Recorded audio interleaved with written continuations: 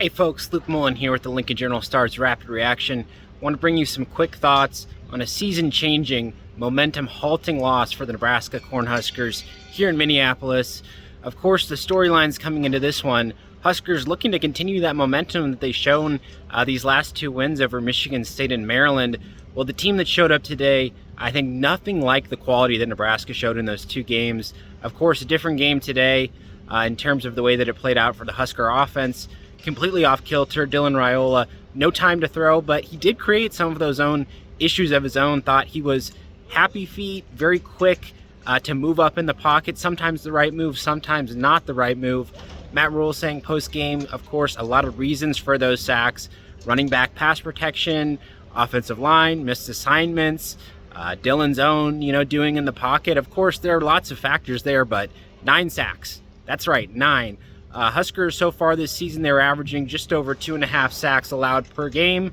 Yeah, that's not good. 9, that'll do it for a Nebraska team that failed to find the end zone. 6 points on the board, not good enough against this Minnesota team. And really the matchup in total, Minnesota, this was an offense that had been going through some struggles. Drake Lindsey, young quarterback, running game not quite where they want it to be.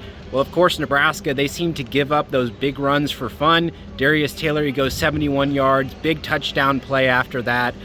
Really, the only success that Minnesota had in that first half on that Taylor big run, the run bust, Marquise Buford not able to make that one-on-one tackle. That's something we've seen all season long for Nebraska, those big runs, given up in those moments. And then as well, the Huskers unable to get anything going on offense. This was a Minnesota team that was 14th, 15th in some key defensive metrics there in the Big Ten.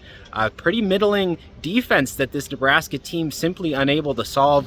Of course, you say why? Well, it's the pass rush. No time to throw. There were some plays that maybe Dylan Raiola could have looked further downfield, but didn't have the time to let it develop. Or as well, Emma Johnson, such a dynamic rusher. This Minnesota team, they've been allowing about 175 rushing yards per game in Big Ten play.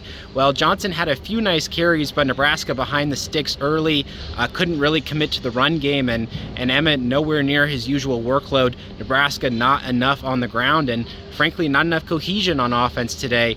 The offensive game plan, 3 and out on that first series. Whatever scripted drive that offensive coordinator Dana Holgorsen had, it did not work the way that they intended. Again, the pass rush just completely blowing things up. They lose 2 offensive linemen, Rocco Spindler to injury, hand injury, and Elijah Pritchett to that first half ejection on the targeting call. That's not going to help things, but Nebraska's like their offensive line depth. They bring in Tyler Canuck, they bring in Turner Corcoran. They have experienced backups, and still rushers coming through, interior, exterior, you name it. It was not one thing that did Nebraska in, even in those pass protection struggles. As the Huskers move forward, so many questions that they bring back to Lincoln in this one. You think about the progress that they started at, 5-1 record. Of course, they were 5-1 last year. Losing skid came, Huskers had to rally. What can they do this year? Because the question marks are still there. A lot of the same things that they were seeing earlier in the season. You go back to that Cincinnati game, well, those issues are still here against Minnesota. And Big Ten teams, PJ Fleck coach teams, they know how to exploit those mistakes, and they did it tonight. Huskers completely fall flat, destroyed by Minnesota.